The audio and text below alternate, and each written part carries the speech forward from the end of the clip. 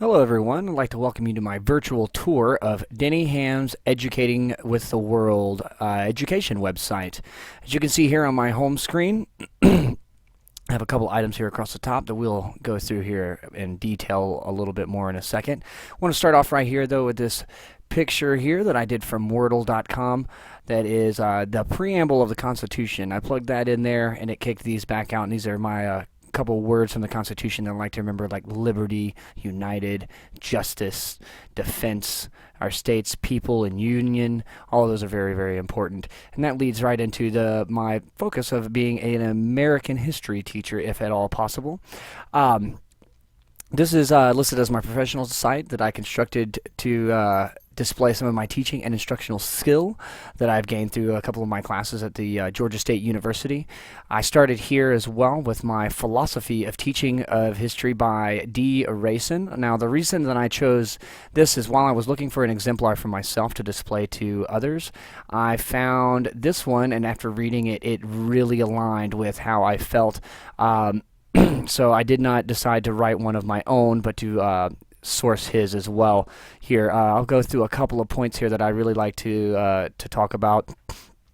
Here in the second paragraph, it starts, students begin to engage their own historical conversations with myself, with the past, and with each other, creating a process which enriches the understanding of present events for both teacher and student. And I really want my classroom to be an interaction between student and teacher and not just be me teaching to them. I want to learn from them just as they are learning from me. I like here he talks about having people come in for debates, which I really want to do on a weekly basis in my classroom. He said that he would assign some of his class with a particular historical role, as in a slaveholder or Southern Unionist, and have them prepared to come into class to defend their stance on that issue, or their character stance on that issue. My favorite part of this, though, is the very end, where it says that, above all, I treat my students with the utmost respect, creating an environment where students feel safe to candidly discuss topics which they might otherwise be hesitant to address. For all my classes, regardless of size, I pride myself on learning the names of all my students and treating each student as an individual, because every student is a person and we want them to feel that way. All right, now we're going to carry on to the About Me page. Here's a lovely picture of my wife and I when we renewed our vows at our 10-year wedding anniversary. Brief little thing here blurb here about myself. I have a wonderful wife. Her name is Melissa. I have two amazing children, Oriana and Jack, which one of them will be starting school. And you notice here down at the bottom that I already have something moving around. That's a photo gallery that I have set to show some of the historical pictures that I have taken.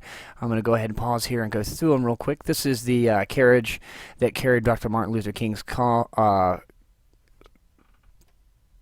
his coffin to across the city of Atlanta when he was being buried.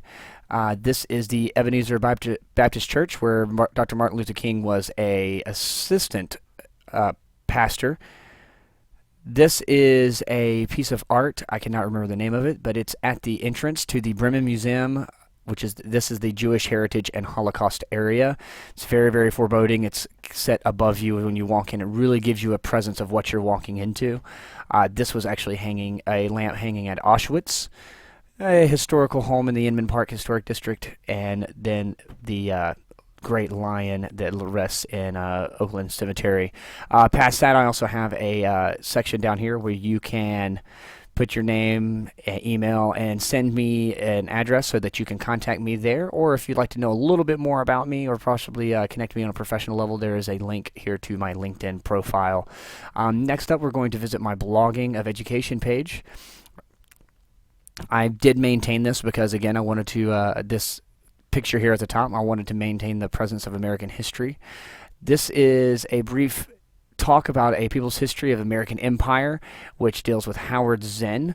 Howard Zinn is a great historian that really set me to start looking at history from a personal perspective instead of the great man complex or the great man theory that most of our history has been taught through.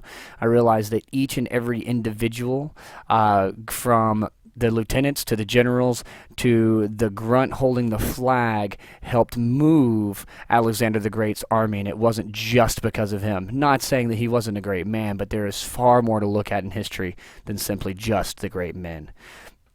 And also I put here a couple of a digital story that has to deal with the Web 2.0 tools.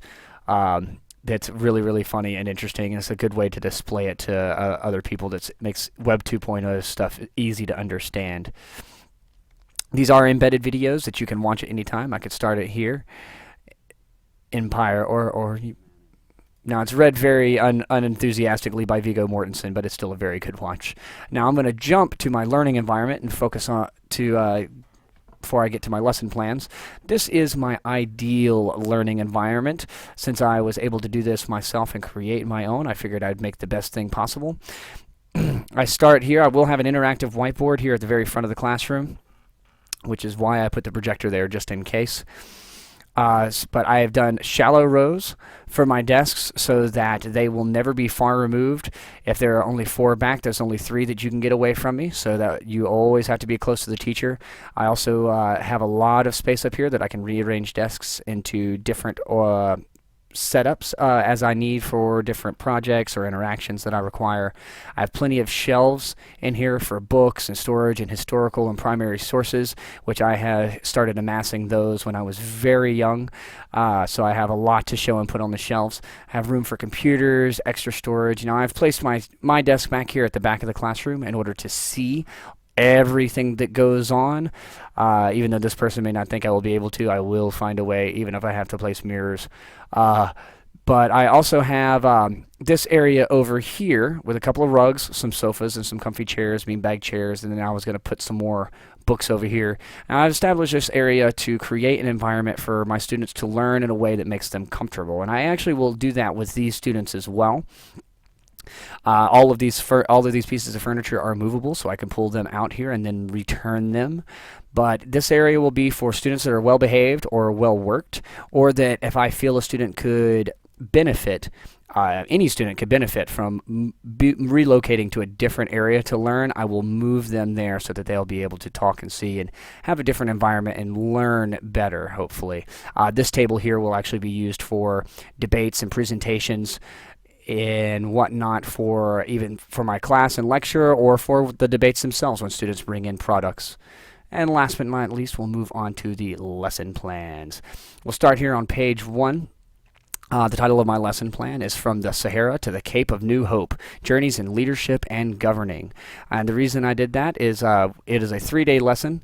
I will be focusing on SS7 CG1 of the Georgia Scholastic Standard. The 2 pieces that I'll be working on specifically is to describe the ways government systems distribute power, as in the unitary, confederation, and federal, and then explain how governments determine citizen participation, whether it's autocratic, oligarchic, or democratic. Now, I have links here set to these buttons where I can go to each day, but we're going to look at day 1 real quick. So day 1, we can go through here. Now, this is my lesson plan that I have in text here. I'm not going to look through that one here, though. I have down here at the bottom, so that if you like this and want to utilize it, you can just click on Download File, tell it OK to open with Microsoft Word, and it will open up right here. And here's all my stuff. Down here to my ABC objectives or outcomes, being provided with unitary, confederate, and federal government information. Groups will use the website Africa Power Guide, which I provide a link there, and the CIA World Factbook, which again I provide a link there, to identify the aspects of a chosen country selected from a pre-made list, which I, the instructor, will make. The students in their groups will then use their research to create a PowerPoint and accurately describe 3 examples that make their group's country systems to be graded on based on a rubric. So they're going to whichever country they choose, whether it have a unitary, confederate, or federal government, they will exemplify that through this PowerPoint presentation, and I will use a rubric to explain this. Now, I do have this rubric, again, embedded into the page where you can look at it here. And I have originality, content accuracy, which is going to be very important, spelling and grammar, and the use of graphics. I did not, I put originality because I wanted to see how they wanted to display things, although each one will be original. I'll still also provide a file down here to download this specifically. And then down here I have a technology artifact, my PowerPoint presentation that again I was able to embed. It is a little bit below the screen here, but I have it where you can download this PowerPoint as well. But this of the Madagascar's unitary government. Couple of different frames there. Very short, only 4 pages. Still with where my reference came from and a quote from that site as well. But that way I could give the students a specific area to do their research and room to make something that they wanted. Different people that are in Power, Maps, and be creative. I also, one thing I'd like to show, I'll show you on my day 2 lesson plan, which is down here. I used the QuizStar. I was able to embed it into the actual website. See here it's set on the flashcard mode, which is study, which you can have it show both sides or just one, and you can click to flip so you can study that way.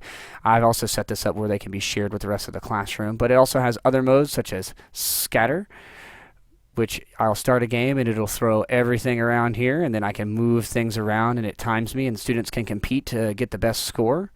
Or I can set it to, this one is called Speller, and it is going to say the term, which you may not have been able to hear, and it will, I type in what I choose my answer to be. And it was a very cool tool to use in with a thing, and I can set it up to different websites however I'm using it, or create links for them to go specifically to those on their own at home so they can continue to study, educate themselves, share with themselves, or also and the website will give me feedback. But that is all. I hope you enjoyed my website and we'll have fun looking through it or going back through my information. Please, if you need to contact me, you can go here, click on my LinkedIn profile, and it'll pull that up. You can look at a lot more information, some of my work history and background. My resume will be available there as well. But also, if you'd like to just send me a direct message, you can come here and email me through the About Me page on my website, which is jackdham.weebly.com. Thank you very much for your interest in looking on my site.